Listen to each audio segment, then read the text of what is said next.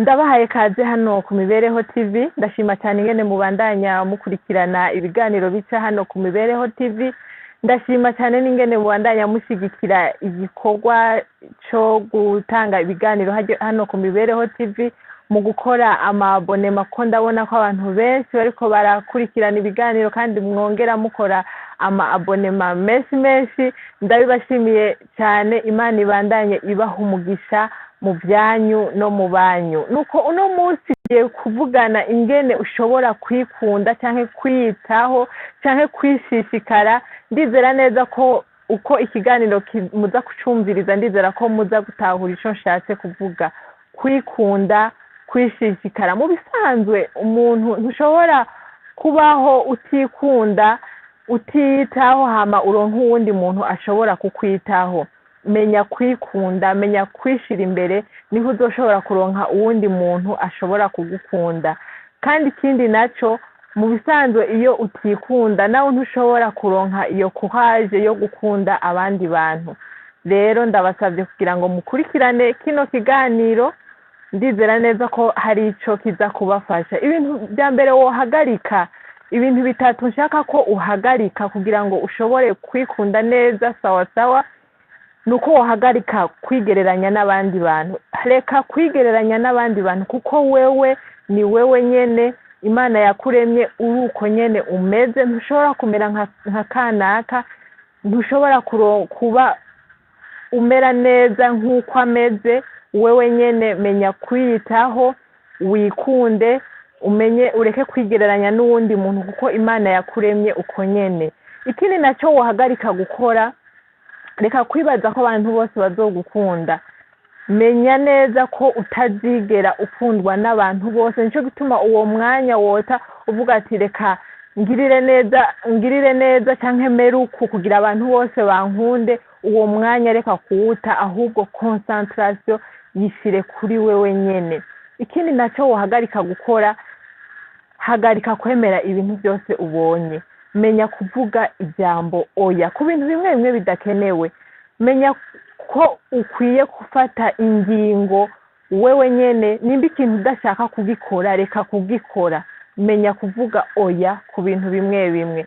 Nuko tugiye kubandanya ikiganiro cyacu. Imbere yuko tubandanya ikiganiro cyacu, wowe utarakora abonema, ndagusabye ufyondaho hepfo handitse ijambo s'abone. Gukora abonema ni vyagusa, nta mahera bisaba. Kora abonema kugira ngo uteze imbere Imibereho TV, kandi ntuzoba uteje imbere gusa Imibereho TV, nawe uzoba witeje imbere, kuko ku Mibereho TV haca impanuro zitandukanye, haca ibiganiro bitandukanye bishobora kugufasha mu buzima bwa misi yose.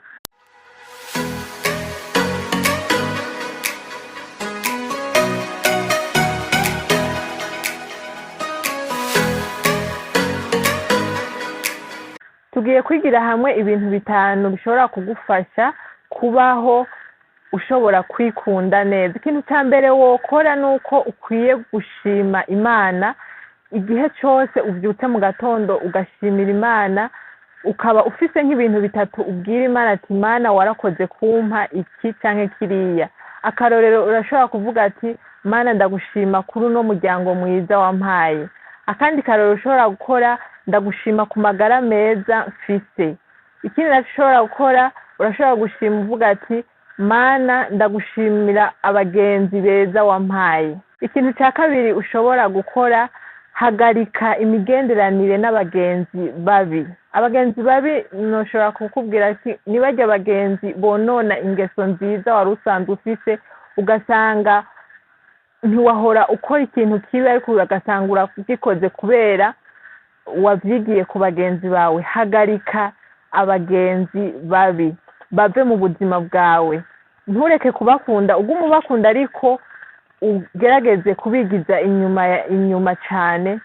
Ntubiyegereze kuko bashobora kukononera ibintu byinshi.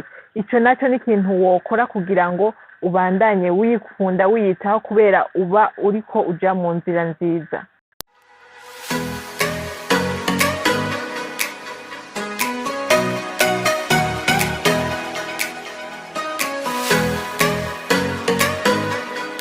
Nuko ikintu cya gatatu ushobora gukora kugira ngo winezereze cyangwa wikunde nuko wokurikiza icyo umutima wawe ukubwira. Mu bisanzwe abantu benshi turabaho muga ukaba ufise ikintu ushaka gukora mu buzima bwawe, icyo twokwita indoto y'ubuzima bwawe, ukavuga ati jewe broma muri kazoza ndashaka gushika kuri iki niki.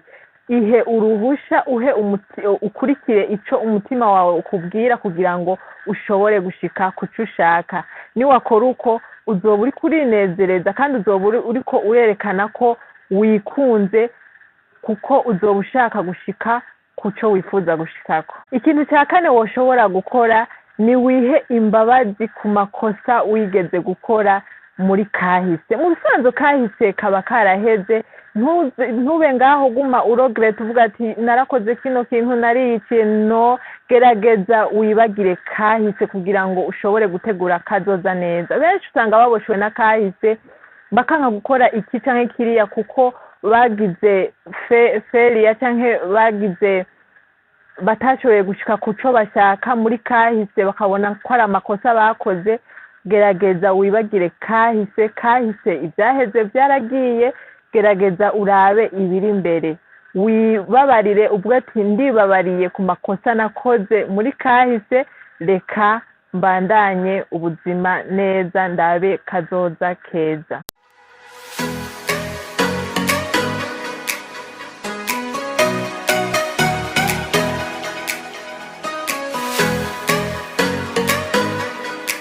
Ikintu cya nyuma ushobora gukora kugira ngo ushobore kwikunda neza nicyo cya gatanu, nuko wokwiga kugirira neza abandi bantu. Mu bisanzwe nta kintu kiryoshye nko kumva hariho umuntu agukeneye mu buzima ushobora gufasha. Iyo ubishoboye girira neza uwundi muntu, cyane cyane ugirire neza uwo muntu uzi neza ko atazokwigera agusubiza, kuko hariho benshi abo ukorera icyiza ukaba witeze ko umwaka uheze azobigusubiza akabigukorera. No, girira neza umuntu ubona neza atakintu na kimwe azigera agusubiza. Umutima wawe icyo gihe uzonezerwa kuko uzoba wumva ko hariho uwundi muntu agukeneye mu buzima bwiwe. Ndabashimiye cyane ku mwanya mwafashe muri kino kiganiro. Ndashima cyane n'ingene mubandanya mukurikirana ibiganiro bica hano mukongera mugakorana ama abonema. Imana ibahezagire cyane. Nuko aho muherereye mugire umunsi mwiza canke mugire umugoroba mwiza canke mugire ijoro ryiza. Nuko ndabakunda cyane. Imana ibahezagire cyane.